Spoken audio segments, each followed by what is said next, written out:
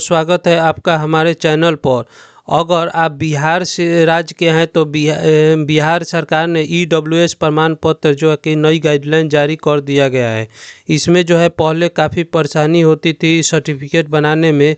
कई बार जो है हर ज़िले के लिए अलग अलग नियम रहते थे, लेकिन इस गाइडलाइंस के अनुसार अब हर ज़िले के लिए एक नियम रहेगा। इसमें जो वार्षिक आय जो रहेगा 8 लाख रहेगी या 8 लाख से अधिक रहेगी, सारी इस वीडियो के माध्यम से आप लोग को दिया जाएगा। ज़मीन कितनी होनी चाहिए इस सर्टिफिकेट को बनाने के लिए, पहले जो है आप लोग को माता पिता का आय जुटता था, अब इसमें जुटेगा या नहीं, सारी इस वीडियो के माध्यम से दिया जाएगा। तो वीडियो को लास्ट तक ज़रूर देखें।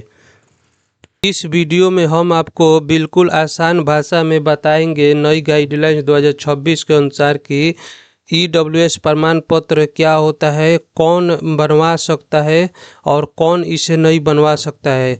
नई गाइडलाइंस के अनुसार आय और संपत्ति के नया नियम क्या रहेगा, नई गाइडलाइन से आपको क्या फ़ायदा होगी, क्या नुकसान होगी, सभी इस वीडियो में आप लोग को दिया जाएगा।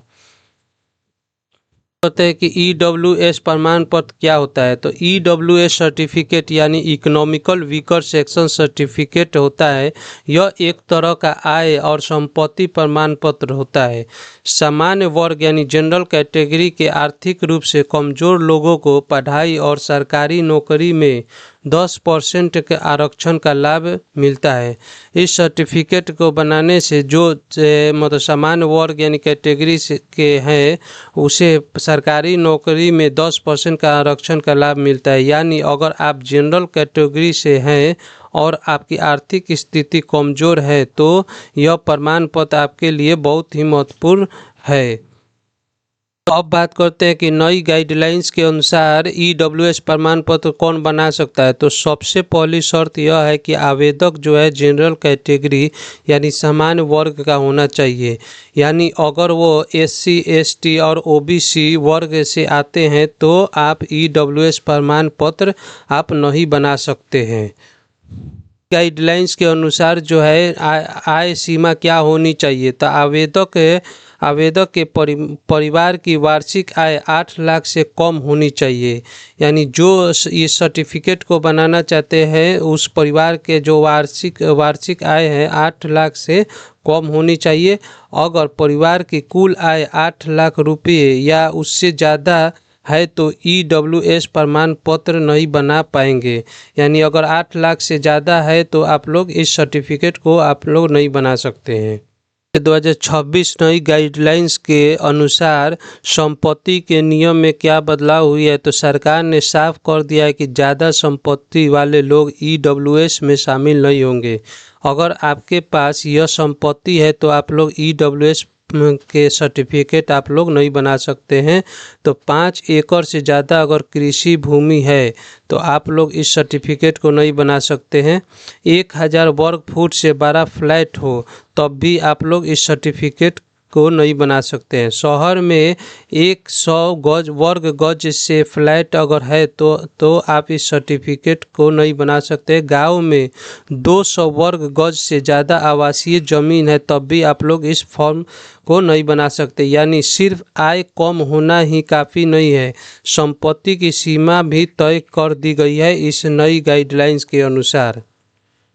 सबसे ज़रूरी सवाल कि बिहार सरकार की नई गाइडलाइंस के अनुसार कि क्या आसान हो गया है। तो अब तक सबसे बड़ा कन्फ्यूजन आय की गणना को लेकर होता था।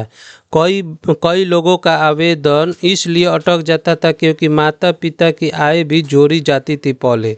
लेकिन अब बिहार सरकार ने इस नियम को पूरी तरह साफ कर दिया है। तो नई गाइडलाइंस के अनुसार अब केवल पति, पत्नी और बच्चे की आय ही जोड़ी जाएगी, माता पिता की आय नहीं जोड़ी जाएगी नई गाइडलाइंस के अनुसार। और यही बदलाव बहुत सारे लोगों के लिए सबसे बड़ी राहत लेकर आई है। दूसरी बड़ी यह शर्त है कि सभी जिले में एक जैसा नियम लागू होंगे। सरकार ने यह भी साफ कर दिया है कि अब बिहार के सभी जिलों में एक ही नियम लागू होंगे, लेकिन अब डीएम अधिकारी और कर्मचारियों को स्पष्ट निर्देश दिया गया है कि हर जिले में एक ही गाइडलाइंस के अनुसार काम होगा। यानी अब अलग अलग नियम और मनमानी की संभावना कम हो जाएगी। यानी कि पहले जो है हर जिले में अलग अलग गाइडलाइंस होता था, लेकिन अब सरकार ने साफ कर दिया है कि सभी जिलों में एक ही गाइडलाइंस रहेगी। पहले क्या होता था कि हर जिले में एक तरीका और एक तरीके का दूसरे जिला में दूसरे तरीका से और इसी वजह से काफ़ी लोगों को परेशानी होती थी, लेकिन इस नई गाइडलाइंस के अनुसार सभी जिलों में एक समान कर दिया गया है। गाइडलाइंस के अनुसार जांच के बिना प्रमाण पत्र नहीं मिलेगा। यानी बिना जांच के ईडब्ल्यूएस प्रमाण पत्र जारी नहीं किया जाएगा।